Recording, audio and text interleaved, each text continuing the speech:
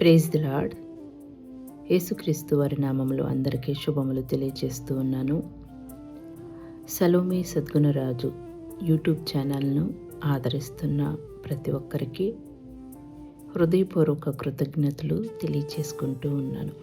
ఈరోజు ఒక చిన్న మాట మీతో షేర్ చేసుకోవాలని మీ ముందుకు రావడం జరిగింది. శ్రమలో విధేయతను చూపించినప్పుడు ఆశీర్వాదాన్ని పొందుకుంటాము అని బైబిల్ మనకు బోధిస్తూ ఉంది కదా. మనం ప్రభువుని అనేక మార్లు ప్రశ్నించుంటాం కదండి. దేవుడా, ఎందుకు ఈ శ్రమ అని ప్రశ్నిస్తూ ఉంటాం. నేను ప్రార్థన చేస్తున్నాను, అయినా ఎందుకు ఈ పరీక్ష? నిన్నే నమ్ముకున్నాను ప్రభువా, నిన్నే నమ్ముతున్నాను కదయ్యా, అయినా ఎందుకు ఈ బాధ అని అనేక మార్లు దేవుణ్ణి మనం ప్రశ్నించుంటాం. శ్రమ వచ్చినప్పుడు మన విశ్వాసం పరీక్షించబడదు, మన విధేయత పరీక్షించబడుతుందని ఎంతమందికి తెలుసండి? శ్రమల యందు విధేయతను నేర్చుకున్న ప్రభువును చూసి మనం ఏం నేర్చుకోవాలి?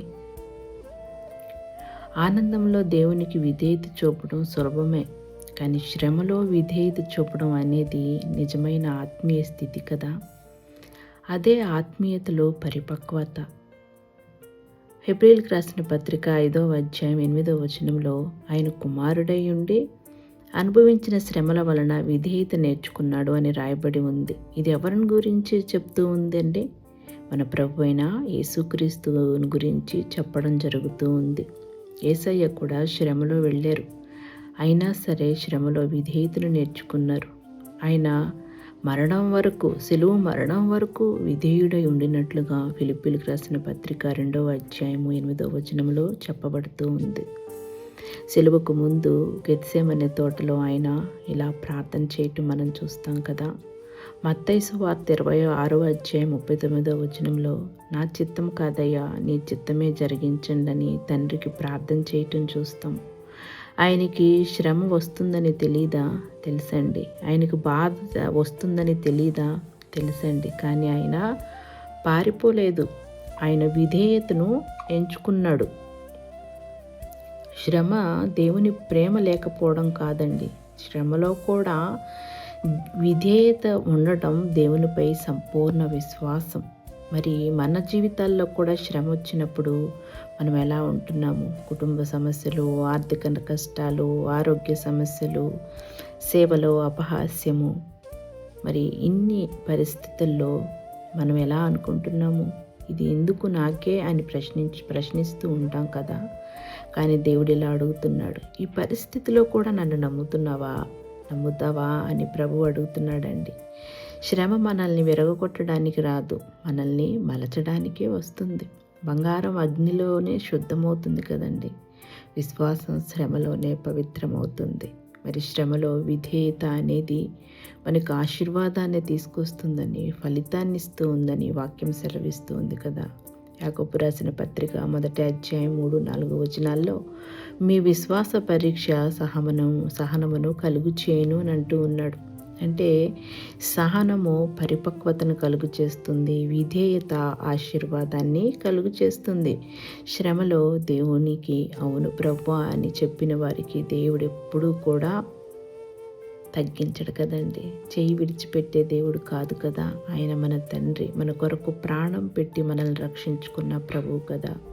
ఈరోజు మీరు కన్నీళ్లు కారుస్తున్నా, రేపు అదే కన్నీళ్లు సాక్ష్యంగా మార్చే దేవుణ్ణి మనము కలిగి ఉన్నాము. బహుశా మీరు ఇలా అనుకుంటూ ఉండుంటారు, నేను మీరు అందరం కూడా మనిషి స్వభావం కలిగిన వారం కనుక నేను అలసిపోయాను ప్రభువా, ఇంకా నాకైతే సాధ్యం కాదయ్యా అని మనం అంటూ ఉంటాం. సిలువ మార్గం సులభం కాదండి, కానీ సిలువ తర్వాత పునరుద్ధానం ఉందని మనం జ్ఞాపకం చేసుకోవాలి. శ్రమ తాత్కాలికం, విధేయత శాశ్వత ఫలితాన్ని ఇస్తుందని మనం జ్ఞాపకం ఉంచుకోవాలి. దేవుడు మన బాధలను చూస్తున్నాడు, మన నిశ్శబ్దాన్ని వింటున్నాడు, మన విధేయతను కూడా గమనిస్తూ ఉన్నాడు. ఈరోజు ఒక నిర్ణయం తీసుకుందామా? శ్రమ వచ్చిన దేవుని చిత్తానికే విధేయులమవుదాం. పరిస్థితి కాదు, మన ప్రతిస్పందన మన భవిష్యత్తును నిర్ణయిస్తుందని గుర్తిద్దాము. దేవుడు మనకిచ్చినటువంటి గొప్ప ఆత్మీయ జీవితాన్ని దేవుని కొరకు ఉపయోగిద్దాము. అనేక మందికి మాదిరికరంగా మారుదాము. మన జీవితాల్లో వచ్చే శ్రమ మన ఆత్మీయ స్థితిలో పరిపక్వతను చూపించాలి. కుటుంబంలో, సంఘంలో, సమాజంలో మనం ఎదుగుతున్న స్థితి ప్రభువుకి మహిమ తీసుకురావాలి, ఘనత తీసుకురావాలి. శ్రమలు లేని వాళ్ళు ఎవరూ ఉండరు. శ్రమలు, కష్టాలు, బాధలు, కన్నీళ్ళు ఈ జీవితము అంతము వరకు ఉంటాయి. కానీ ఆ శ్రమల్లో కూడా ఎంతమంది ఆనందంగా ఉండగలుగుతూ ఉన్నారు, ఎంతమంది విధేయతను నేర్చుకోగలుగుతూ ఉన్నారు. అదే కదా నమ్మకము, అదే కదా విశ్వాసము. నా దేవుడు నా బాధల నుంచి నన్ను గట్టెక్కిస్తాడు, నా కుటుంబాన్ని నిలబెడతాడు, నా బిడ్డల్ని గట్టెక్కిస్తాడు. ఇది నమ్మకం కదండి. నమ్ముట నీ వలనైతే నమ్మువానికి సమస్తము సాధ్యమని వాక్యం సెలవిస్తూ ఉంది కదా. ఈరోజు ఒక నిర్ణయం తీసుకొని మన ఆత్మీయ యాత్రలో ముందుకి కొనసాగుతాము. చిన్న ప్రార్థన చేసుకుందాము. ప్రభువా, శ్రమలో కృంగిపోయిన ప్రతి హృదయాన్ని ఈరోజు బలపరచండి నాయనా. పరీక్షలో ఉన్న వారికి సహనాన్ని అనుగ్రహించండి. పరిస్థితులు మారకపోయినా మా హృదయం మార్చండి దేవా. నీ చిత్తానికి విధేయులమయ్యే కృపను మాకు దయచేయమని యేసు నామములో ప్రార్థిస్తున్నాం తండ్రి. ఆమేన్. శ్రమ మనల్ని ఆపలేదు, మన విధేయత మనల్ని దేవుని మహిమలోనికి తీసుకువెళ్తుంది.